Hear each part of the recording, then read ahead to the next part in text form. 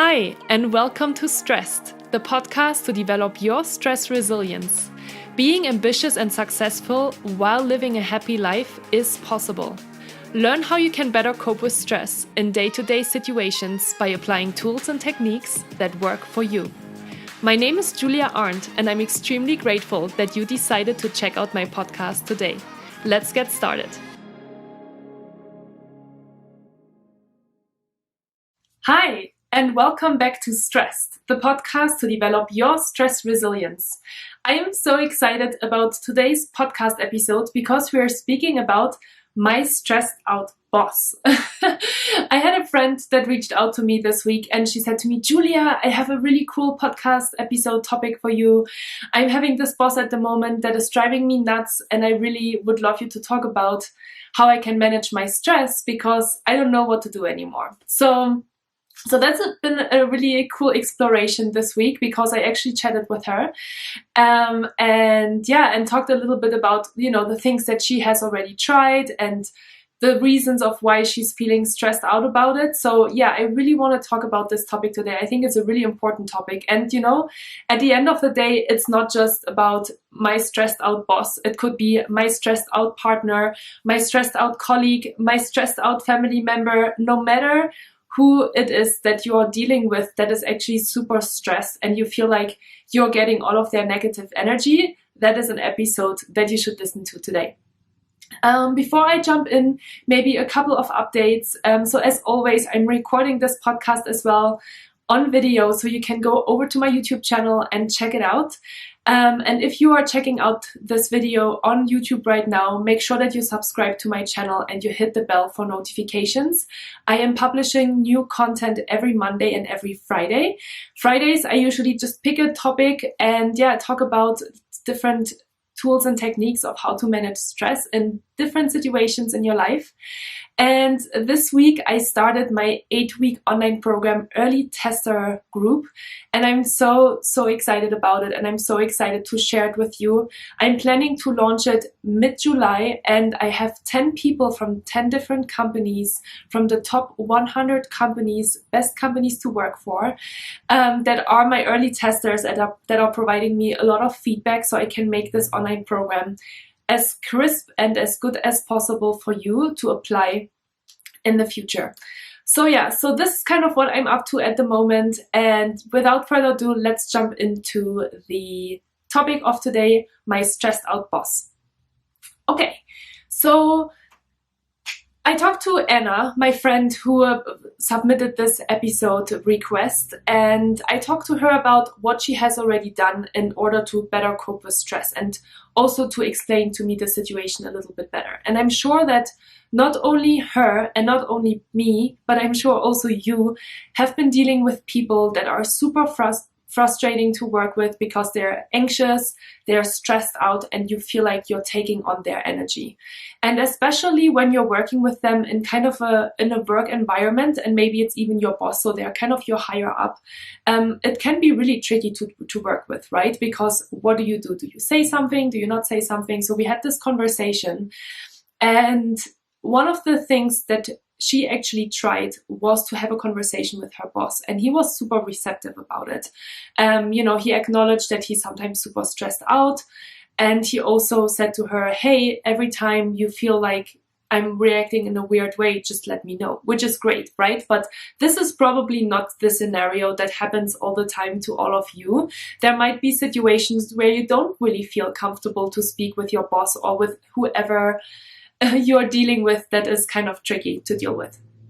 Talking with that person is obviously one strategy, but I would always be careful, of course, with this strategy because you don't know how that person reacts to it, and maybe it's actually going to be worse afterwards for you. You don't know. So for me, the question always is, and something that I'm thinking about a lot now that I haven't really thought about maybe a year or 2 or 3 years ago when I was in these situations at work and I worked with people that I felt like were anxious and frustrated, is that I should look at myself first and look at how I am reacting to the situation. So there's a really cool concept in stress management that is called the 50-50 rule. So 50% of the time you actually have an influence and a control of what you can do to the situation, and 50% of that situation is probably out of your control. Now guess what? You can only influence and control your own 50%. You can only control of how you react to it and what you make out of it. Because at the end of the day, even if you have a conversation with your boss or with your family member or your partner, which, I'm not saying you shouldn't do that, but if you have a conversation, you're obviously trying to influence and control them, and you're waiting for them to change. And that can be super tricky, right? Because if we're waiting for somebody to change, we can sometimes wait a really long time. So I want you to think about it this way. What can you actually do in this situation to react differently?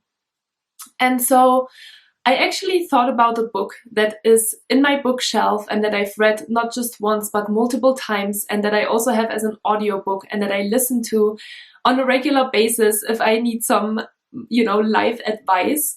And it's The 4 Agreements by Don Miguel Ruiz. And he is talking about those 4 life concepts. And I talked about it actually with my sister a little bit in the podcast because it's one of her favorite books as well. And so he has those 4 life concepts and rules to live by. And they are the following. The first one is be impeccable with your word. The second one is never take anything personally. The third one is never make assumptions. And the fourth one is always do your best. And those 4 agreements, they apply to so many different areas in our life. And I thought it actually really well applies to this particular topic. Because what often happens, let's be honest, when we are in the situation where we feel like our boss is stressed out and frustrated and we take on this energy, we take things personally, or we make assumptions. We create a story in our head that might not actually be true, right? It's not maybe the real reality, because we all live in our own reality. And so I can relate to this really well, because I know that when I had issues with my manager, or when I thought I had issues with my manager, I always started to have this story in my head about, oh my God, for example, he hasn't replied to my email in 2 days, and there was something really important in there that I wanted him to answer, and he probably thinks this and that. And, I started to make assumptions about, or maybe he didn't like what I said, or maybe he doesn't agree with what I'm saying. And, I started to get down into this rabbit hole of a whole story about why he hasn't maybe replied to me. And so in this situation, just kind of as a side note, I would always recommend to ask. Always clarify, because probably 99% of the cases, we are making an assumption about something and it's probably not true. Because let's be honest, our managers and our bosses and our partners and our family members all have a busy, stressed out life as well. And they might just not have gotten, for example, to that email, and they haven't gotten to reply to that email. So that's kind of what I want to talk with you about today. So if you think about this, so you have 50% of your sphere of control and the influence that you can take. You cannot influence how another person is reacting. And this is really tricky, right? Like, we would always love to obviously influence the other person. It's easier than influence ourselves, but that's not really how life works. So 50%, and then the 2 big rules are basically never take anything personally and never make assumptions. So when Anna had the conversation with her boss this week, he actually told her that there are some more frustrations going on about the communication, about the role and the responsibilities that she's taking care of at the moment, and it had absolutely nothing to do with her. And, so sometimes it can be super helpful to have a conversation with your manager about this, because it will clarify some areas of why they might be tense. But again, it's something that you can do, but you don't have to do. But you should always, think about this that it's probably not your fault. In 99% of the cases, it's not your fault. And another thing that I'm thinking about here, I don't know if you have watched the Netflix show yet on Brené Brown, The Call for Courage, I think it's called. And she is pretty vividly talking as well about the situation when she's at the lake house with her husband and they're going for a swim, and she's showing a little bit of vulnerability, and she's telling him how much she's enjoying the situation right now and how much she loves him, and he reacts in a super weird way to her, and she takes it super mega personally and starts to create this whole story in her head. And after a couple of clarifications and a lot of back and forth and a lot of frustration and anger and fear from her side, she actually realizes that her husband was dealing with an anxiety attack. And he was trying to control his reaction, so he didn't even really hear what she was saying. So, this is just to tell you and to show you, we so often create these stories in our head about what people think that we take these things personally. So I want you to think about this the next time when you find yourself in a situation where you have this kind of tense relationship with somebody, and instead of requesting and asking the person to change, ask yourself, what can you change? How can you change your reaction? How can you change your thoughts in this situation to make it more relaxed? And then the other thing that I really wanted to talk about today is about highly sensitive people and empathetic people. I've been wanting to do a podcast episode on this topic for a really, really long time, but I always feel like I need to read more about this. I need to read more about this topic because it's so, so dear to my heart, because I consider myself as a highly sensitive person and as an empath. And there's a lot of really interesting research about, highly sensitive people in the workplace, how you can deal with highly sensitive people as a manager or as a coworker. And so definitely stay tuned for that. It's a really, topic that is so close to my heart, but it applies really well to this topic as well. So I want to dive a little bit into that. What are highly sensitive people, first of all? So highly sensitive people are people that can really feel the energy of other people. So I know that I'm talking a lot about energy, and maybe you don't believe too much into kind of the whole energy thing, but just observe yourself when you're dealing, for example, with a stressed out person, and see how kind of your body is reacting to it. I know that if I am, for example, dealing with a stressed out person, or if I'm dealing with a depressed person or with a sad person, no matter kind of what the state of mind is that the other person is dealing with, I can really pick up on that because I can relate, because I can really put myself into their shoes and feel how they feel. And the problem with that is that then after a conversation, for example, with a stressed out person or with a depressed person, I take on their energy and their feelings, and I might feel depressed or stressed out afterwards as well. And so there's a lot of research and a lot of tools and techniques around how you can kind of protect yourself as a highly sensitive person, and how you can shield yourself a little bit from all of these feelings once you are aware that that is actually happening to you. And another really good marker for highly sensitive people is that you're probably an introvert, and that you need time for yourself in order to fill up your energy levels. So to give you another example about this is, I'm not a huge party person, and I'm not a huge person who likes to be surrounded by a ton of people at all times, because it drains my energy a ton, because I'm really engaged with people and having conversations with them, but I also can just feel kind of the whole energy in the room. And after a few hours, I'm completely depleted, and I need time for myself in order to refill my energy levels. And I didn't understand that for a really long time of why I reacted that way and what it was happening to me. I hadn't heard about the highly sensitive persona probably up until 3 or 4 years ago, when I was listening to a podcast, and the podcaster talked about highly sensitive people, and I was like, oh my God, this is totally me. This is absolutely how I'm feeling and how I'm reacting. So I've been working a lot with this over the last couple of years and starting to really be more mindful of shielding myself of those energies. And so when you are working with a stressed out boss and he is stressed and frustrated, and afterwards you kind of take this on and you feel frustrated and anxious as well, then you might be probably a little bit of an empath or a highly sensitive person. And so a couple of tools or tips that you can do in order to shield yourself is to really become aware of it. So I give you another example. If I am sitting in my coaching conversations with my clients and they are stressed out or whatever they feel, I literally sit there on the other side of the computer. So I'm not even sitting with them in a room or anything, but I can feel how like my body is almost vibrating on the same level as they are.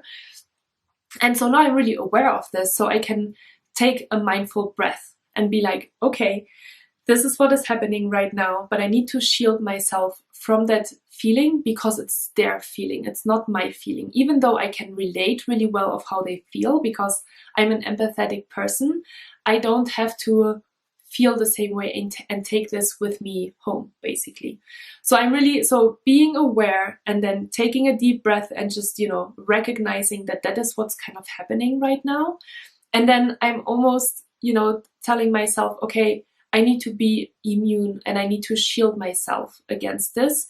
And so there are different ways of how you can do that, like I said, I basically just remind myself that it's their feelings and not my feelings, and I need to protect myself of their feelings and taking them on. I had a conversation with a client a couple of weeks ago, and she was pretty depressed. It was a pretty sad phone call. And I'm telling you, for the next 12 hours, I was so depressed and sad because I felt so sorry for her, but I just completely took on her story. And it's great when you're a person that can read other people's, energies, and that can also really relate to their story, and it will make you an amazing person to work with and to work for. But at the same time, we just really need to protect ourselves a little bit. So if going back to that situation with your boss, if you're feeling like you're taking on their energy, protect yourself and tell yourself, hey, this is their story, and you never know what is going on in their life, right? So it is really their story, and it is their it's their feelings, but it is not yours. So you really need to kind of separate that and create a boundary and say, hey, this is how they feel and this is what's going on with them, but that's not me. I'm strong, I'm confident, I know what I'm doing. And if there's really, if that happens over the course of many weeks and months, of course, try to have a conversation with that person or try to get advice from people that are working with that person as well, to make sure that that you're not that you are in the same boat with others. So if you are finding yourself in a situation the next time where you are dealing with a stressed out person, I hope you remember my words and you think about what you can do, how you can influence and control yourself, how you can react differently in that situation instead of trying to change that other person. Because at the end of the day, we are all responsible for our own luck and for our own well-being. And so we really need to remind ourselves that it's very, very hard to change another person, but you can really change yourself and you can change the reaction and the behavior in a situation like that. So I hope this has been helpful. If you have any further questions or if you have any other ideas of what you do when you find yourself in a situation like that, where you're dealing with really stressed out people, I would really love to hear from you and hear if there's any other strategies that you are applying. And remember, being aware that you're a HSP, so a highly sensitive person, or remembering that to not take things personal and to not make assumptions It's absolutely a habit. It takes time to create this awareness and to create these new habits. So be patient with yourself and always remember, stress management is a skill that everyone can learn. Thank you so much for being here today. Thank you so much for listening. With gratitude, Julia.